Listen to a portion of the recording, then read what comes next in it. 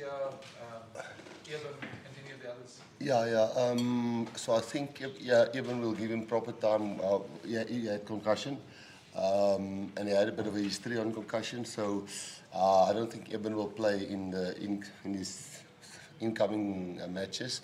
I think we're all targeting Argentina for that. So it's probably also. Luat might be ready next week. I think he's closer than the others. Ox, Ethan will be ready next week. Ethan Hooker will be available. Ox, Sasha, Krappies, all of them about 3 weeks before New Zealand will be ready. And did I miss somebody? Sia next week. Ambrose, maybe you could just talk us through the emotions. I think this will be your first Springbok game in about 8 years. Maybe just how you're feeling and just what it's getting on. Yeah, no, I think there's always nerves before a test match. But yeah, I'm super excited for the opportunity. And yeah, we're just looking forward to the game. Ken and Cobus? Rassie, just from your point of view, the man sitting next to you has kind of been in the wilderness for a while. What's changed? What have you seen that's coming back into the fold? Well, firstly, I thought he played really well this season. My first year of coaching was 2018-19. I think I've probably got 8 caps now, I think. And I think most of that were at that stage. But then obviously, now I can say the word obviously. Guys like Faf, Kobus, Jaden, a few of the guys who was really well established guys that played for us there. Even a guy like Herschel, was part of 2 World Cups, if I'm correct. So there were really a bunch of good nines playing really well. And sometimes it's not because one player is not playing well enough or not Springbok class. It is just because there's some other guys who's also playing really well. But I think none of us can look past the fact of how well he played this year. And then obviously there's a lot of some injuries, and there's some guys who lost form. And he gathered form, if I can call it that way. So yeah, I'm very happy for him personally, and obviously for us as the Springboks, it's nice to have him on board, and he gets his opportunity at home with Andre, where he's played a lot of rugby with. So hopefully that also helps him to, although he's got, I think, 8 or 9 caps, I'm not 100% sure. It's with somebody that is used to at the field, which you are familiar with. Rassie, you're surprised by Scotland beating us in Argentina on Saturday, and how much did that play a role in your team selection for Saturday's test? No, Scotland, that didn't play a role at all. If we played the first match in Italy and the second match England, this team was not picked for specific reasons surrounding Scotland. It was for us to make sure that when we go into the World Cup next year, we know who can do what, when, and how, and under pressure and not under pressure. So some combinations were more picked with that in mind. Then Argentina, us, New Zealand, and Australia is probably in the same boat. And I think that's what happened to Argentina. Scotland played really well, I thought. They're obviously a good team. They beat England in the Six Nations. So if you just go on those results, then probably this match will be tougher than last weekend, if you want to compare it like that. But we didn't do that, and I thought you could see Argentina. Very few of their teams play in, or their players play in Argentina. They play in France and in England and in other countries and Japan and so on. And it's very tough in your first game. They didn't even have a warm-up game. They fly off, and the coach was a week before that in Port Elizabeth with the Barbarians. So that they would have had 3 training sessions, 5, 10 training sessions together before they played against Italy.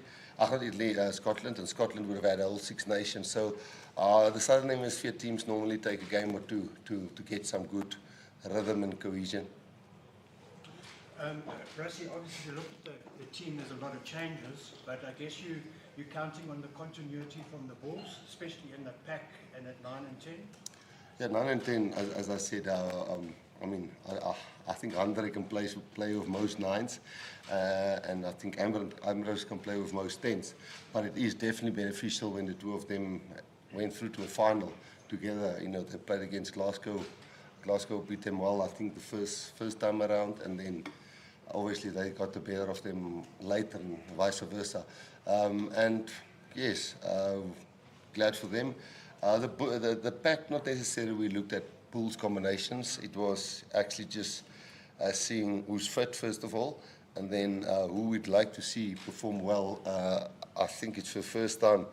I think our average caps, I quickly try to estimate there. I think it must be like 25 caps. Our average for our caps, which is not a lot. There's 11, 12 guys that got less than 10 caps in it.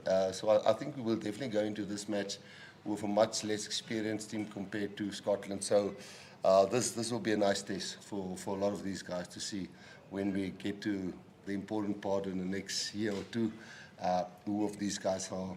And we think most of them, we won't have them here if we don't think they can do the job for us. Rassie, just on Peter Steph moving back to 7 and Paul de Villiers getting a second game in a row, just your thoughts on those selections as well, and just overall, given the marker that the team on Saturday put down, what you expect overall in performance from these guys? Yeah, it would have been great to give Cameron also another run. I thought he also did. He had a steady performance. Obviously, Sia is still not available here. You know, we know Peter's best position is 7 flank. Yeah, so it is nice to have him on 7 and to have giving Ivan a chance at 8. Sorry? I was just saying, just with the market.